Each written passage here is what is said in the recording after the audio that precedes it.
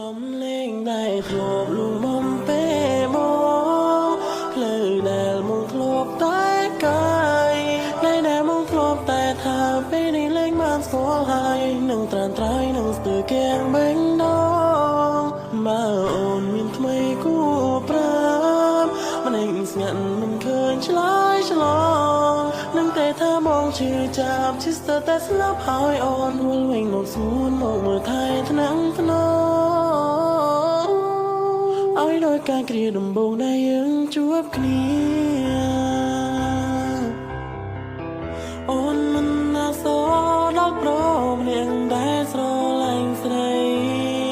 ស្រឡាញ់អស់ពីហាត់តែអ្នកបងជីវិតខ្សែណាស់មិនអូនសំលេងដែលធ្លាប់លួងបំពេមកភ្លឺដែលមកធ្លាប់តែកា